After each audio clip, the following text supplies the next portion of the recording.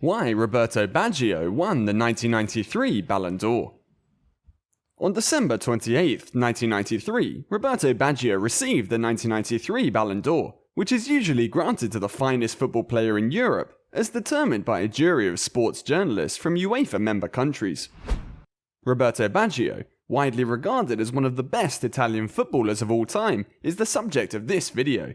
Follow along as we discuss his footballing career and the factors that led to his selection as the 1993 Ballon d'Or winner. Roberto Baggio, a talented player from Fiorentina, moved from his club to bitter rivals Juventus in a move that infuriated fans to the point of rioting in the streets of Florence. After 5 seasons of balletic brilliance at Fiorentina, Baggio had established himself as one of Italian football's most promising young players before drawing the interest of the Turin Giants. Il Divin Codino, often known as the Divine Ponytail, cost Juventus a record-breaking €10 million. While the Fiorentina fan base was in disbelief, the Bianconeri were jubilant over the acquisition of a player who would create some beautiful moments in the club's colours.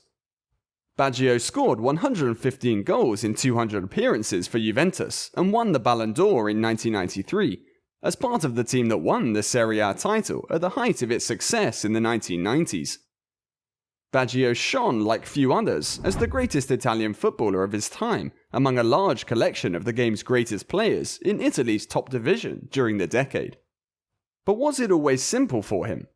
Imagine entering a tiny backstreet art gallery in a small town in a rural area of Italy. The Mona Lisa is there, hanging on the wall among other unidentified paintings. You'd no doubt have to wonder how a clear masterpiece could be stored at a location like that, where no one can see it. That's exactly how Roberto Baggio's career started out. He's possibly the most talented forward Italy has ever produced, but he played the majority of his career outside of the major cities of Rome, Milan, and Turin.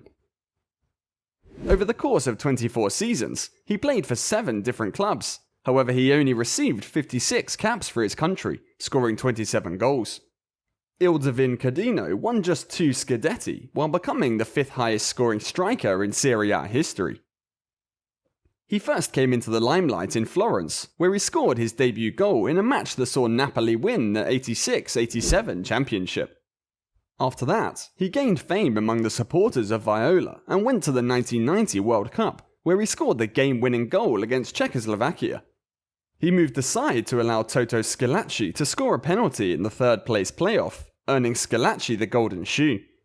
Before the two men could be reunited in Turin, however, a disturbance in the Tuscan town was started by Baggio's transfer from Fiorentina.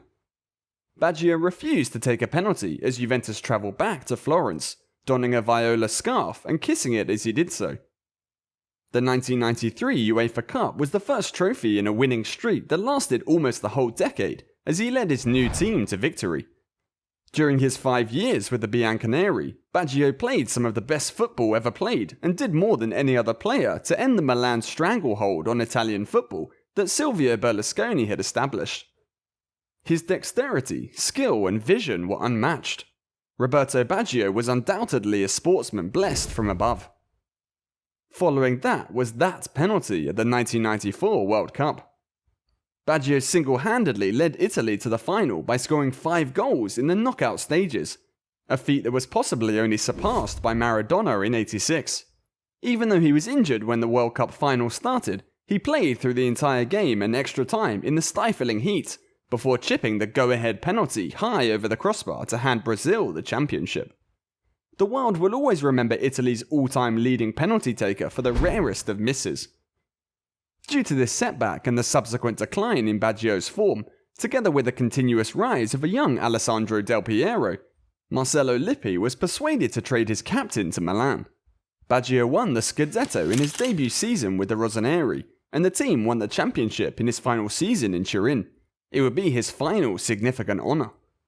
After 2 dismal seasons at Milan, Baggio relocated to Bologna to resurrect his career. There, he set a new career high with 22 goals, earning a transfer to Inter before representing Italy at the 1998 World Cup. At the World Cup, he competed for one spot with an unfit Del Piero, with Baggio the more in-form player. He became the first Italian to score in 3 World Cups with a penalty against Chile. Baggio scored the first kick in the penalty shootout to banish his demons, but Italy was once again eliminated after losing to the hosts France in the shootout.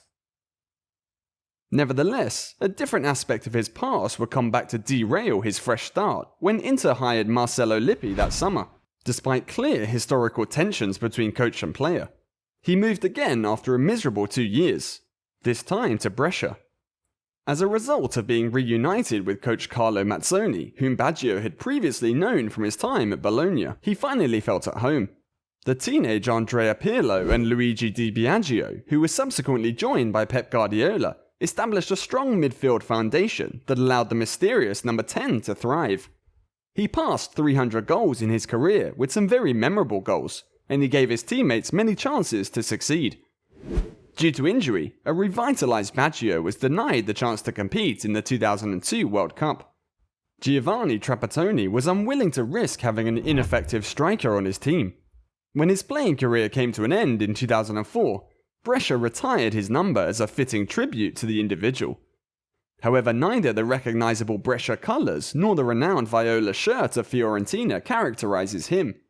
The individual cannot be summed up by the legendary striped jerseys of Juventus, Milan, or even Inter. The iconic Azzurri shirt of his nation is required when recalling the legendary number 10, since Roberto Baggio genuinely represents all of Italy. All we've explained so far begs the question: why did Roberto Baggio win the 1993 Ballon d'Or? After Roberto Baggio was crowned in 1993 and went on to win the FIFA World Player of the Year award and the Ballon d'Or, Italy hosted the award for the third time in 4 years. Baggio scored twice in Juventus' 6-1 aggregate triumph over Borussia Dortmund in the final, making him the undisputed star of the team that won the UEFA Cup under Giovanni Trapattoni.